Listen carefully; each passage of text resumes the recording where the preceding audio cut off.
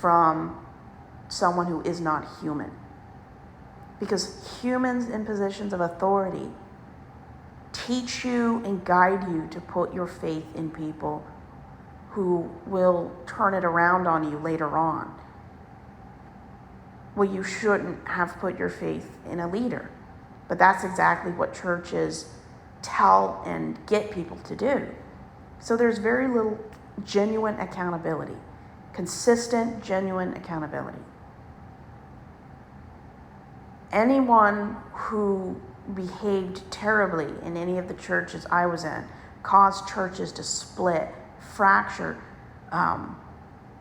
basically burn from the inside out, never publicly or privately ever stood up, apologized, took accountability, changed, and left. I don't know of any. Because when you have privilege, and they're usually cis, straight, white men who have this privilege, especially in Baptist and Calvinistic churches, nothing touches them. They're like Teflon. And at the end of the day, if there's no genuine consistency for accountability, you are in a place that's basically like a volcano. You're waiting for it to explode. And sometimes it doesn't. Sometimes you get lucky. But the worst thing for children is to grow up in an environment that teaches that 53% of the population in the church, women, are inferior. And it doesn't matter what they say, because at the end of the day, the Bible says women are inferior. You can't say women are equal when the Bible says it is a horrible thing to endure a woman speaking. Women are to be silent. When religious leaders write in the Bible that you must not covet animals or women, that shows the level of contempt people have for women. Women should never be compared to a slave or to an animal. And for people to say with a straight face that the Bible says men and women are equal is astounding. And don't get me started about how they treat people that don't fit into the heteronormative expectation. And the reason why religious people seem to love ultra-traditional conservative politics is because it maintains their white male privilege. And at the end of the day, when you're used to privilege, equality feels like oppression. And not much changes. And you have to decide if trusting someone is worth it. And I'm an atheist because I don't want to be anywhere near people who cover up abuse and hide their true intentions.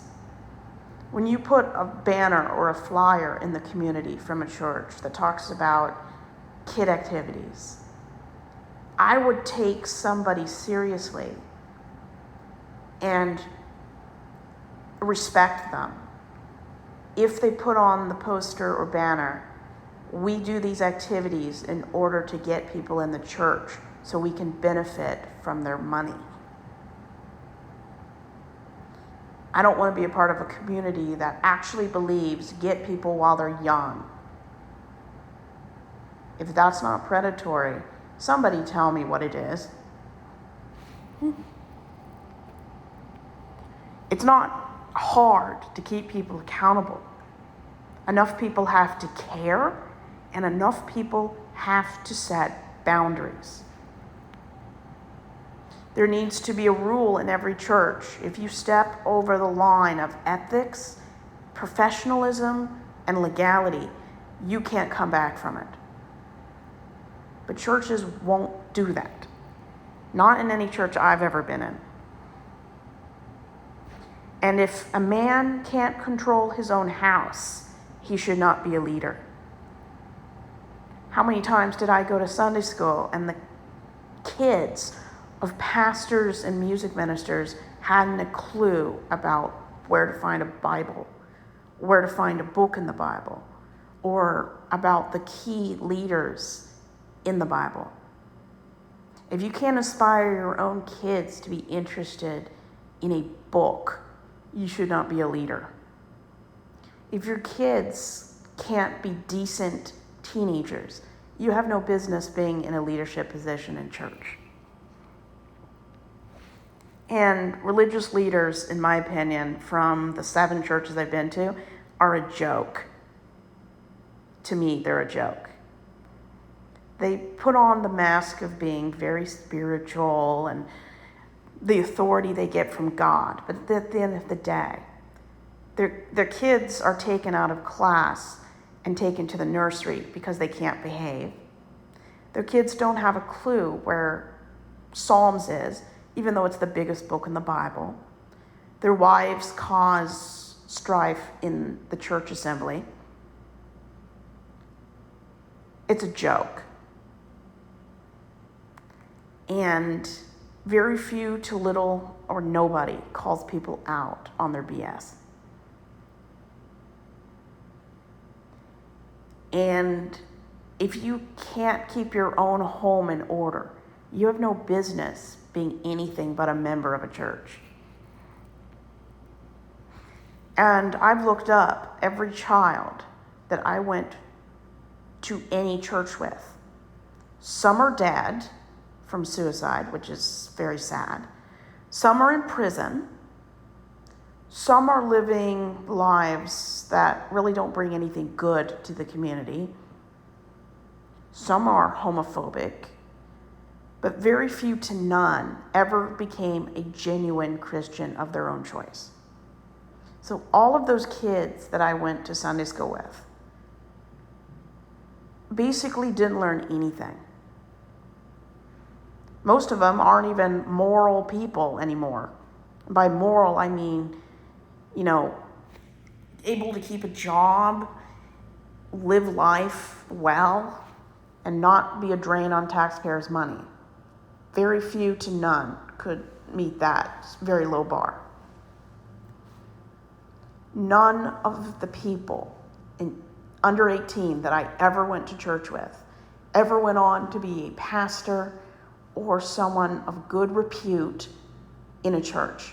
They all left. That tells you a lot about the toxic culture of church. Of course, I knew they weren't God-fearing people to begin with. I wasn't blind. Everybody else was pretty blind. Because if you put on a good enough mask in church, you can get away with anything. I mean, don't ever believe what you see in church, because nearly all the people in church are unhappy. My mother would counsel a dozen church women who were married, and they were married to the worst type of crap. Some actually had a second family. They found out their husband had a second family. Or he had 4 mistresses, or he was taking money he earned and putting his side person up in an apartment somewhere.